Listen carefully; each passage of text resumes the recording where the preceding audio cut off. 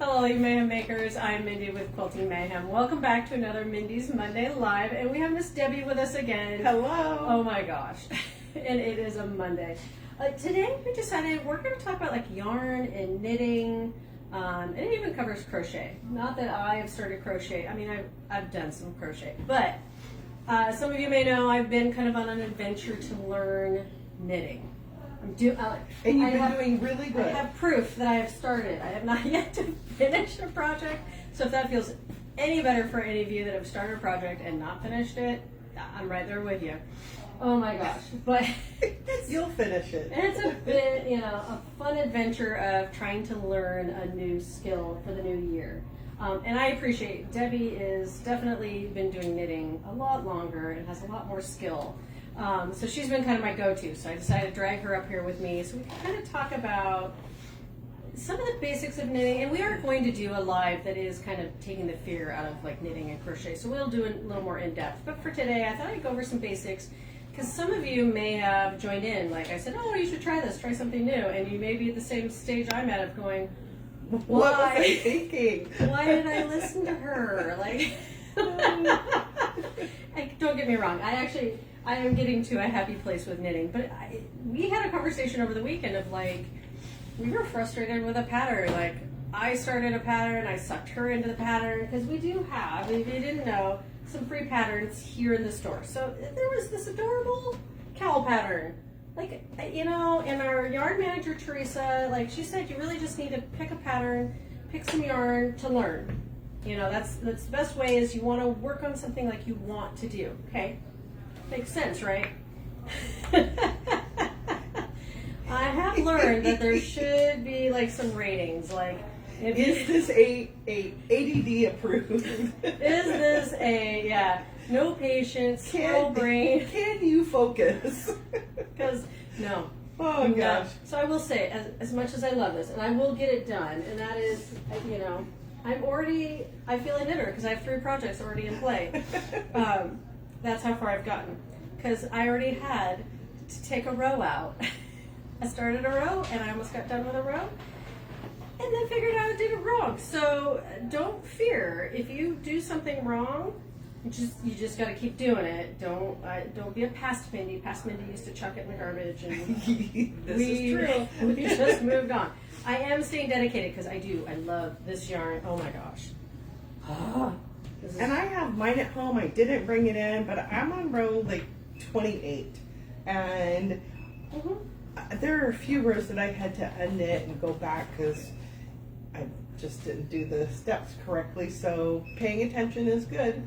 I have learned some projects are definitely easier to do when you have lower focus versus others like this one where, yes, I definitely figured out that trying to do it like in the vehicle or somebody's in the room trying to talk to you at the same time is not where I should be for that kind of project. But never fear, like I also have the temperature knit along. Yes. And so we're getting a little further progress on this one, so don't worry. I have not given up that temperature knit along either. But this is another one. So this is a point I want to make of, like I got to a point that I feel like I do what they call drop to stitch. So there was something that looked wrong.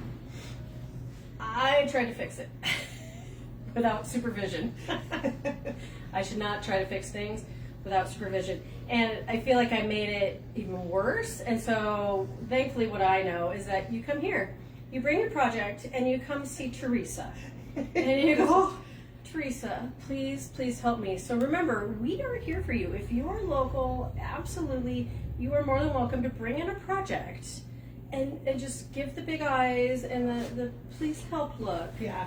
And Teresa, she loves that. Like, we can make an error, and Teresa has no idea what we did, and we'll bring it in, and she looks at it, and she looks at what the stitches are, and boop, boop, boop, and it's all done and fixed. So she's magical. She's very magical, but she has a lot more experience than, say, me for sure.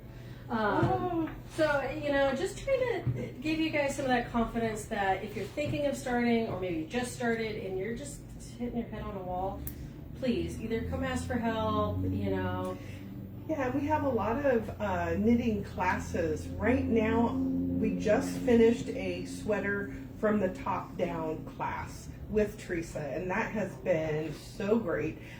Once I have my sweater done, I'll wear it and we'll show I'm it excited off. to see that one. Yeah. I got to see pictures and it's lovely. Yeah, I love it. But one of the things that the other students wanted to do was a sock class, which we've been doing a sock class already, but she's going to do it, I think, on a Sunday. Yes. And the sock class, you'd be making this, oh, And darn she it, throws it on the ground. teeny tiny, cute, adorable little sock. But once you get the techniques and you know what you're doing, you can make an adult size sock. Look at this. You could make matching. Yeah, Do a little matching. Maybe you need to make matching. But I just love this. And you know, it's funny because I've been with Debbie on flights that we've done together. And I saw her make the sock. Yeah. And she whipped that sock out. So I was like, I need to upgrade myself to maybe sock status of That's right. being able to do it. But I love this yarn. And this yarn starts out looking kind of Like like this. this. This is a different colorway, This so don't freak thing, out. Yeah. But it But- gives you. That pattern, isn't that so fun? I love that. You can, if you get started now, you could get this done by Valentine's. Yeah. You Probably. You could. She could. This, I. so adorable. And I have made a lot of socks. They're a lot of fun. Yeah. So But yes. pay attention to our classes and what we have available. There's other classes that she's done too. She's done a fingerless She's mitt. doing that one again. Okay, So good. I printed the list. That's what I, as Gage pressed the live button, I was like, oh yeah, I had it printed, sitting on the printer. But I also like she has a class that is a finishing. Yes. So if you've started a project but you don't know how to finish it, you can bring it in. So I do like that we have some of those types of classes where you kind of get to that point, you're like, what do I do? So Yeah. as I keep saying, we're here to help you. Yeah. Oh my gosh, yes, and I know this one's not pretty because this one's about to be wound in a ball. So if you didn't know, when you buy yarn from us, we can wind it into a ball for you. So if it's a yarn that is needed, like this kind where it's actually one big chunk of yarn, Yeah. that we can turn this into something this. managed. A working ball of yarn. Yes. This right here, if you're like, no, I'll take that home and I'll do that myself. Ask me how I know. This is not fun to make into your own ball. You really want the equipment that we have here at the store to be able to do that. It's very easy. Yes. Or if So- you want your own, so you can do it at home anytime you want, which is what I thought yesterday. I was like, why do I not have one of those in my home? Yeah. Yeah, I need to be buying the Swift. The Swift, and then there's the ball winder. So Yeah. there's two parts.